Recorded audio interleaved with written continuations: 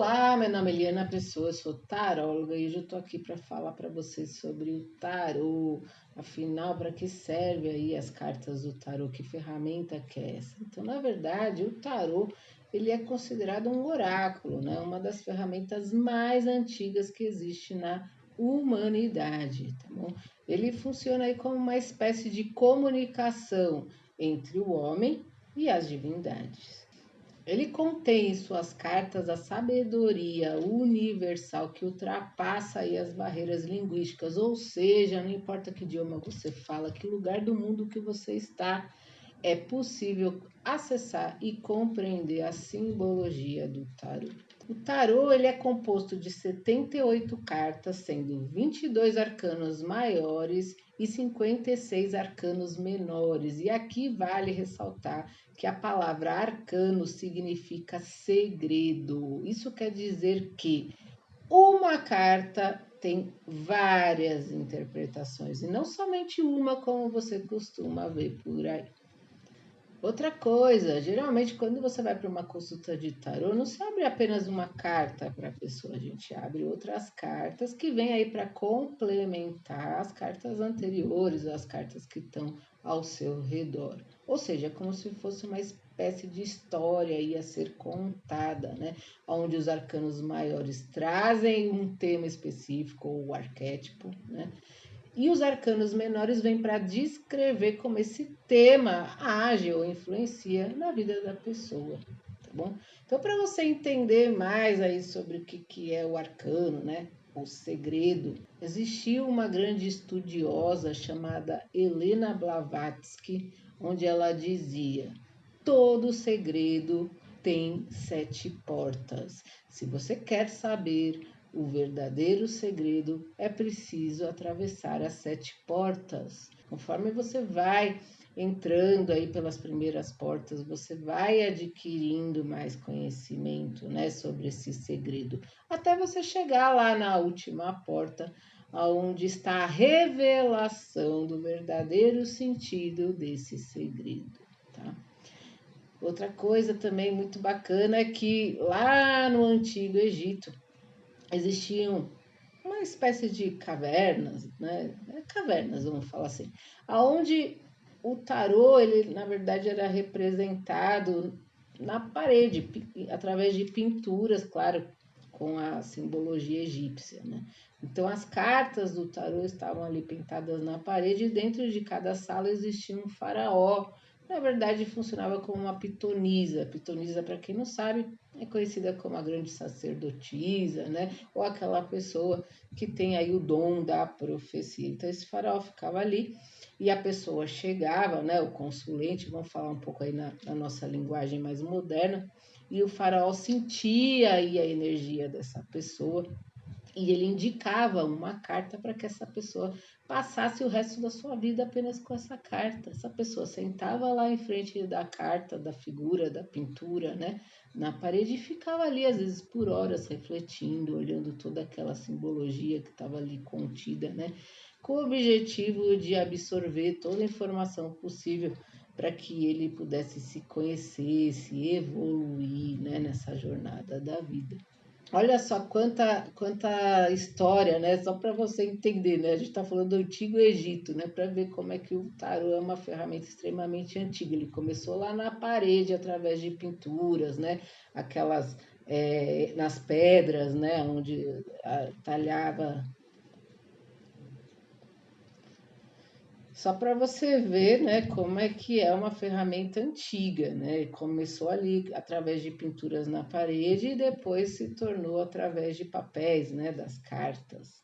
Então eu vou trazer aqui para você um exemplo de uma carta que é um arcano maior, que é muito conhecido por você, que é a carta da morte. Geralmente essa carta ela gera um certo impacto nas pessoas quando ela sai, né, durante aí a consulta. As pessoas geralmente ficam impactadas e se perguntam: nossa, será que quer dizer que eu vou morrer então? E aí a gente fala: claro, eu sinto te dizer que sim, isso vai acontecer um dia com você, né? Mas entenda que o tarô ele não tem esse poder de dizer para você: ó, você vai morrer amanhã. Não é isso, até porque para a espiritualidade a morte física ela não é o fim, ela é uma passagem, né? Ela é a passagem assim como a gente faz da infância para a adolescência, da adolescência para a fase adulta, da fase adulta para a velhice. É uma passagem, tá? Então, essa carta aqui, na verdade, ela vem sim dizer que algo na sua vida está para morrer, né? Mas tem várias interpretações que podem ser olhadas aqui com atenção. Que significa o quê? Sim, é o fim de um ciclo na sua vida, o fim de um problema, o fim de uma atitude ou de um comportamento seu, né? O fim de um prazo aí que você precisa tomar uma decisão. Então, isso tudo, na verdade, tá aí batendo na porta da pessoa agora, tá prestes a acontecer. Então, compreenda que o fim ele é necessário para várias fases da nossa vida, porque se não acontece o fim, não acontece o novo.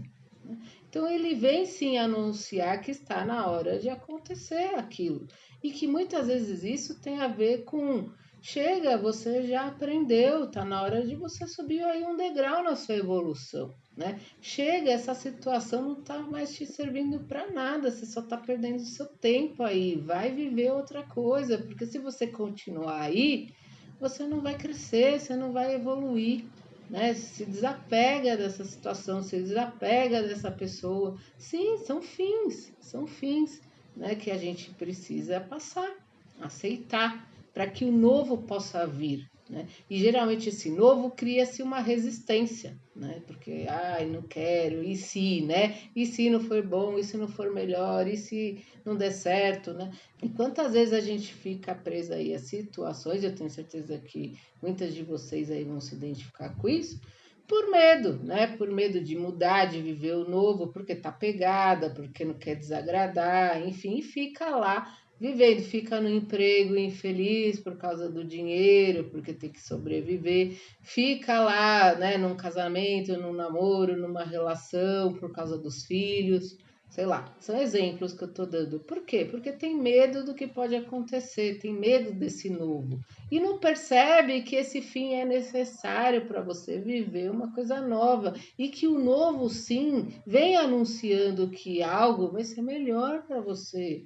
Ele pode ser muito melhor para você e algo muito maior, entende?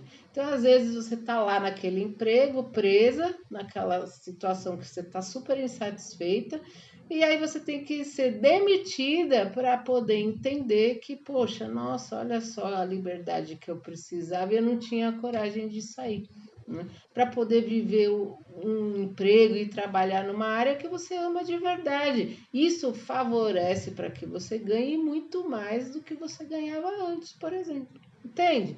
E a gente não enxerga esse fim como necessário. Então, olha só quantas coisas, né? Uma carta, uma simples carta pode nos revelar, tá? E aí quem é que vai trazer com que área que tem a ver esse fim? Os arcanos menores ou o baralho cigano. E aí vale dizer também o quê? Que sim, que o baralho cigano ele é uma espécie de tarô. Ele é um tarô também, tá? A diferença é o quê? Que o tarô ele traz todo um aconselhamento, então ele vem nos dizer o que pode acontecer. E o baralho cigano ele vem nos dizer sobre o imediato, sobre o aqui e agora, ou seja, algo que daqui uma semana vai acontecer na sua vida, tá? Então ele tem essas energias diferentes, mas que se complementam, tá? Lembra da história que eu falei? Eles se complementam e podem contar uma história para você. Então, outra coisa que é importante também falar para você é que além dessas várias interpretações, né, que uma carta pode trazer, ela também contém várias outras simbologias, né, que são representadas através das imagens, né? Ou seja, as cores que a carta apresenta, né, quais são essas combinações de cores, né? O tipo da imagem, então é de dia, de noite, como é que é o solo, né, o terreno, né, onde a pessoa pisa, né, o que a pessoa está fazendo, né, que tipo de movimento que ela está fazendo ou não está fazendo movimento. Então, olha só como uma imagem pode nos dizer muitas coisas, né? Aí já explica porque temos várias interpretações. Mas as simbologia das cartas é importante você entender também, que elas são representadas também através dos naipes, né? Os naipes vai ser mais fácil, na verdade, você associar com o baralho comum, né? Esse baralho comum que as pessoas usam para jogar, né?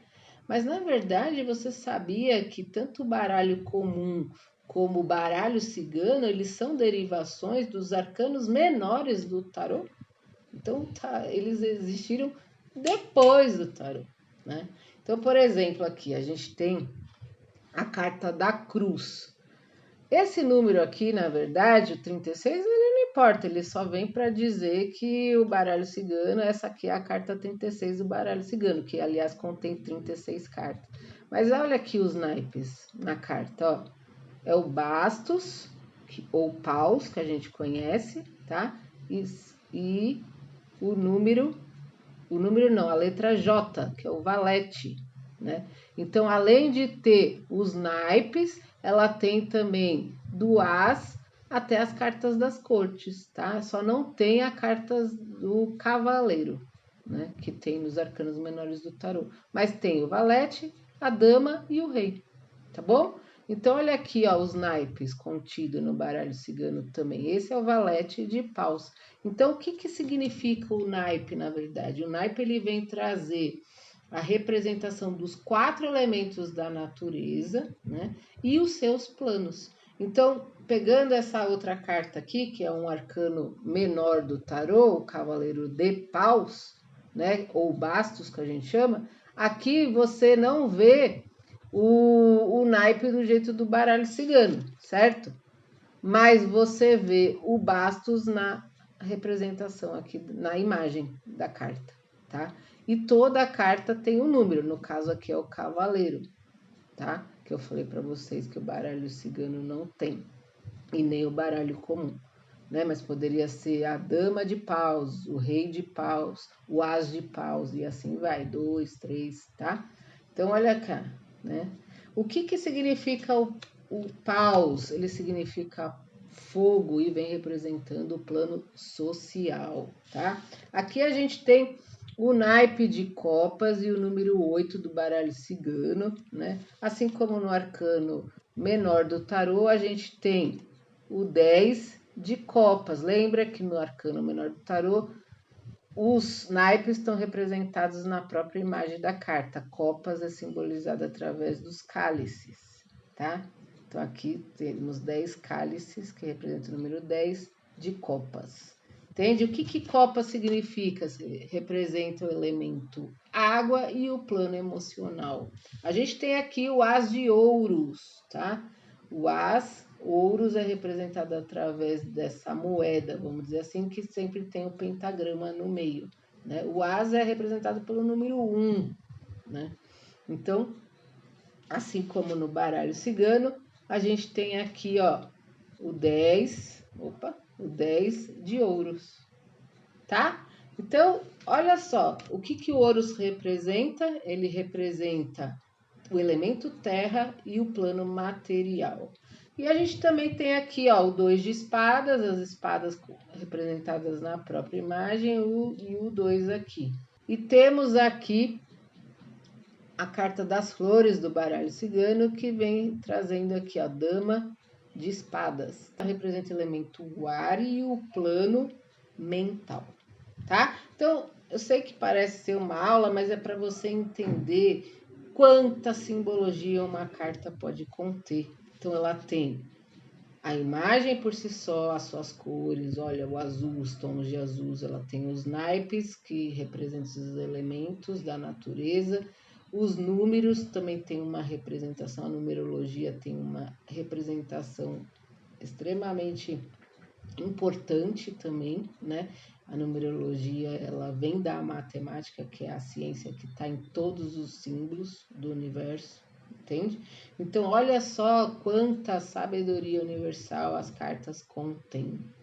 Apesar do tarô ter sido aí considerado ao longo da sua história, né, como uma ferramenta oracular e divinatória, ele na verdade também é um excelente veículo, né, para a compreensão psicológica e o desenvolvimento espiritual do ser, né, do ser humano. Né? O tarô ele é capaz de tirar assim os véus da ilusão, né, aqueles quais esconde a nossa própria natureza, né? E as verdades internas mais ocultas, ou seja, aqueles segredos, lembra dos arcanos? Com o objetivo de despertar o ser para que ele se descubra, tá bom? Então, o objetivo desse vídeo, né, não é trazer aqui, dar uma aula sobre tarô, dar um curso, né, de tarô, mas para que você entenda através aqui dessa conversa, né, dessa ilustração através aqui das cartas que eu trouxe para você, como a da morte, né, o baralho cigano, os arcanos menores, para que você entenda, né, quanta simbologia essas cartas contêm, né? E o quanto essas cartas, através do sentir da espiritualidade, né, da energia da pessoa que está sendo consultada, é capaz de trazer e revelar para você o que está por detrás, né, dos temas que você traz, dos temas que você está vivendo na sua vida e que por algum motivo você está achando que ele está ruim ou está te travando, está impedindo aí de você evoluir. Lembre-se que todo mundo veio para esse plano, para essa terra, para evoluir. Então, se tem alguma trava, quem está colocando isso é você.